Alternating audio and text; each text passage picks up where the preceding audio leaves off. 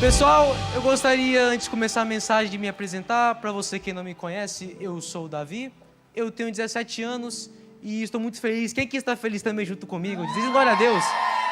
Eu queria agradecer primeiro a Deus por essa oportunidade, ao Gu e a Lari e também a minha querida mãe, que eu estou muito feliz de ver ela. Te amo, viu, mãe? Glória a Deus. Irmãos, vamos abrir nossas Bíblias, colocar no texto de Romanos, capítulo 8, do versículo 15 ao 19. Amém, glória a Deus. Porque não recebestes o espírito de escravidão, para outra vez estardes em temor, mas recebestes o espírito de adoção de filhos, pelo qual clamamos, Abba, Pai. O próprio Espírito testifica com o nosso espírito que somos filhos de Deus. E, se nós somos filhos, somos logo herdeiros, também verdadeiramente herdeiros de Deus e co-herdeiros de Cristo, se é certo que com Ele padecemos, para que também com Ele sejamos glorificados. Porque para mim tenho por certo que as aflições deste tempo presente não são para comparar com a glória que em nós há de ser revelada. Porque a ardente expectativa da criatura espera a manifestação dos filhos de Deus. Glória a Deus, Recap. Irmãos, antes de entrar neste texto em específico, eu gostaria primeiro de dizer nosso tema, que nós vamos falar sobre o Evangelho do Reino de Deus. Só que antes de eu entrar sobre o Evangelho do Reino, eu preciso primeiro voltar para o Evangelho da Graça. Então, como o próprio nome diz, o que é graça?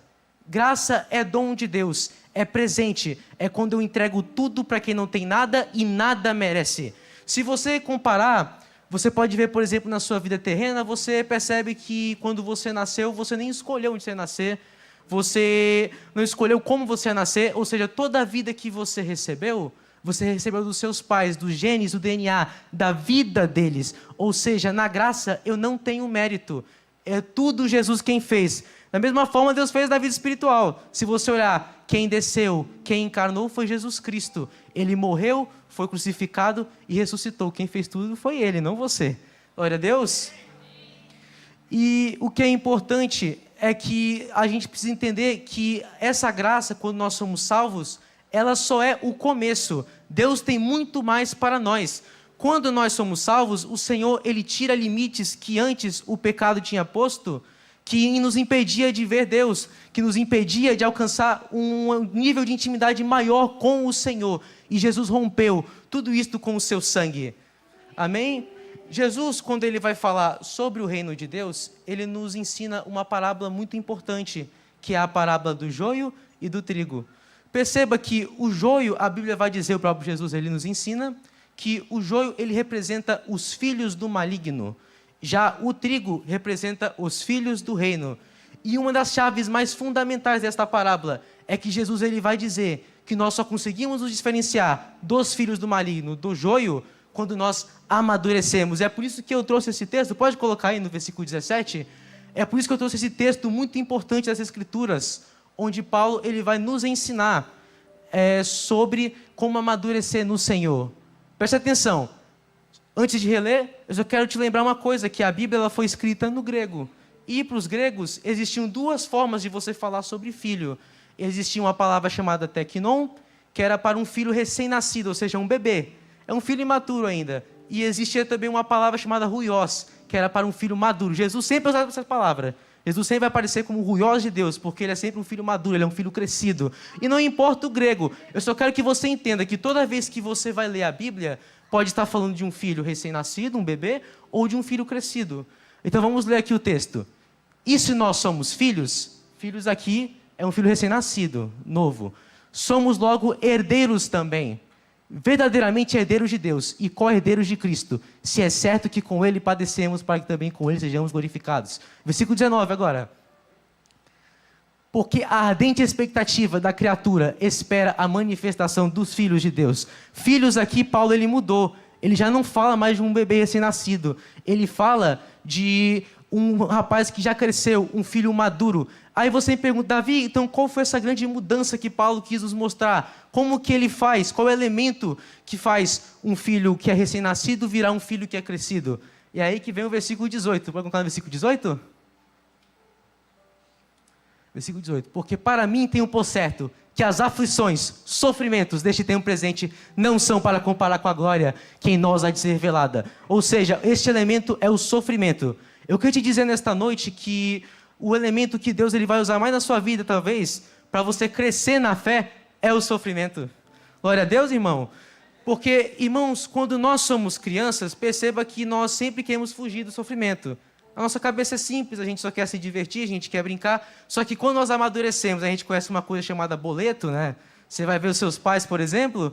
Quando nós vemos nossos pais, você percebe que eles, o tempo todo, eles abraçam o sofrimento por amor de nós. Você percebe que para ele, o sofrimento que ele tem, todo o derrame que ele tem, aquele esforço, aquele fardo, vira um privilégio, porque o amor dele supera todas as coisas. O amor dele supera todo o fardo que ele tem, glória a Deus. Irmão, enquanto nós não entendemos que o que Cristo nos dá, o sofrimento dele é um privilégio, nós jamais vamos crescer como filhos de Deus. O Senhor Jesus, ele fala em Mateus 5, no versículo 11 ao 12, ele diz: bem-aventurados sois vós, quando vocês entenderem, quando falarem mal de vocês, quando eles perseguirem e mentirem sobre vocês, porque grande é o vosso galardão no reino dos céus. Glória a Deus, aleluia, irmãos. É fácil você ganhar algo de Jesus. É muito fácil. Agora, difícil é você perder por ele.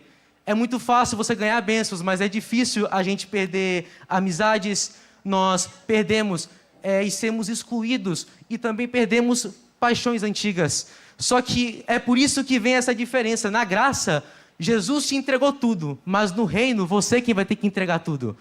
Na graça, ele quem fez tudo. No reino, você vai ter que fazer algo, você se vira. E eu acho interessante que você trazer, né, um cara que você conhece, João Batista, né, que ele vivia no templo ali, um cara legal. Ele dizia uma frase muito legal, ele falou: que ele cresça e eu diminua.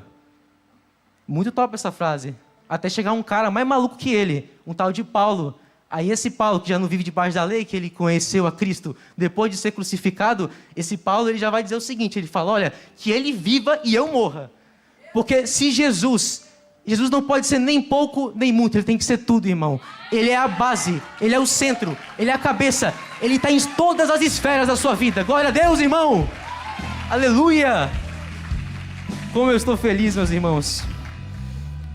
Só que eu quero voltar de novo sobre esse tema do sofrimento. Eu preciso que você entenda que ninguém mais entendeu esse tema do que o nosso Senhor Jesus. A Bíblia fala que ele foi torturado, ele foi açoitado, cuspiram no seu rosto. Todos que ele amava, a maior parte deles não estavam no momento de sua crucificação. Ele foi julgado ilegalmente, ele morreu uma morte que para os homens era uma morte totalmente patética, humilhante. Tudo isso ele passou por você. O Senhor Jesus também teve que usar uma coroa de espinhos. E o que é interessante, Davi, que a gente observa isso, qual é o nosso problema? Porque você percebe que foi só depois de Jesus ter sofrido todas estas coisas, é que depois ele foi exaltado. Primeiro, ele desceu no mais baixo nível, para depois subir para a mais alta posição. Primeiro, ele teve que vir como servo, para depois ser rei dos reis e senhor dos senhores. Glória a Deus. Mas, irmãos, nós temos um problema. Me pergunte qual? O nosso problema é porque nós queremos primeiro a coroa de ouro e depois a coroa de espinhos. Irmão, entenda, Deus ele quer te dar uma coroa de ouro, mas ele não vai te entregar primeiro se você não usar a de espinhos. Porque não existe trono sem cruz primeiro. Não há ressurreição sem morte. Você primeiro precisa passar por processos para depois você crescer em Deus. Amém? Glória a Deus, aleluia. Amém, meu Senhor. Irmãos, eu agora gostaria, né, de ir para o nosso último texto, em Mateus, no capítulo 4, e no versículo 1. Mateus, capítulo 4, versículo 1. E aqui eu gostaria de dizer que você vai ver um embate. Você vai ver o evangelho de Jesus contra o evangelho falso, tá? Evangelho que, se você estiver anotando, coloca já um J no lugar do G, que é o evangelho de Satanás. Vamos ler agora o texto aqui. Então foi conduzido Jesus pelo Espírito ao deserto, para ser tentado pelo diabo. Jesus foi conduzido para onde? Para o deserto. Então, olha só, o Espírito Santo, toda vez que ele quer que nós cresçamos, que nós amadureçamos, ele vai levar a gente para ser provado. Aqui nesse texto, esse aqui é o primeiro texto, a primeira provação que Jesus vai ter antes dele começar a pregar o evangelho do reino dos céus. Vamos continuar o texto. E, tendo jejuado 40 dias e 40 noites, depois teve fome. E chegando-se a ele o tentador, disse: se tu és o Filho de Deus, manda que estas pedras se tornem em pães. Ele, porém, respondendo, disse: está escrito, nem só de pão viverá o homem, mas de toda a palavra que sai da boca de Deus. Glória a Deus. Então o diabo o transportou à cidade santa e colocou-o sobre o pináculo do templo. E disse-lhe: se tu és o Filho de Deus, lança-te daqui abaixo, porque está escrito que aos seus anjos dará ordem a teu respeito, e tornar-te-ão nas mãos, para que nunca tropeces com teu pé em alguma pedra. Disse-lhe Jesus: também está escrito, não tentarás o Senhor teu Deus. Novamente o transportou o diabo a um monte muito alto e mostrou-lhe todos os reinos do mundo e a glória deles. E disse-lhe: tudo isto te darei, se prostrado me adorares. Então disse-lhe Jesus: vai-te, Satanás, porque está escrito, ao Senhor teu Deus adorarás, e só a Ele servirás. Irmão, qual que é a diferença aqui do evangelho de Jesus para o evangelho de Satanás? Perceba que Jesus estava num momento, de condição física que parece fraco. Ele estava 40 dias sem comer, sem beber, sem nada. E então o diabo ele já começa a implantar o evangelho dele, que é baseado em quê? Na necessidade do homem. O evangelho de Satanás, ele sempre tenta tirar o foco de Deus e vai colocar no homem. No evangelho de Cristo, é Jesus quem morre pelos nossos pecados. No evangelho de Satanás, é o homem quem morre pelos pecados dele. E o que é interessante é que neste texto, você percebe que quando Satanás ele tenta Jesus e ele oferece todos os reinos da terra, Jesus é o rei dos reis, irmãos. Tudo aquilo já era dele. Então por que Satanás estava oferecendo aquilo, se aquilo já era dele? Porque Satanás, ele queria entregar tudo aquilo sem antes passar por uma coisa, a cruz. Então no evangelho de Satanás, irmãos, nesse falso evangelho que você vai dar uma bica em nome de Jesus, glória a Deus, você vai dar uma bica nisso porque ele tenta fugir da aprovação. Mas Deus não é assim, meus irmãos. Jesus ele entendeu uma coisa, que quando ele fala, não é sobre ele, era sobre o Pai. É por isso que o dele é maior e o dele é verdadeiro, porque ele não testificava sobre ele mesmo. O testemunho dele não é sobre o homem, o testemunho dele é divino. Glória a Deus. Amém, meus irmãos? Queria agradecer essa oportunidade e graças ao Senhor Jesus. Palmas para o nome do Senhor Jesus. Glória a Deus, irmãos.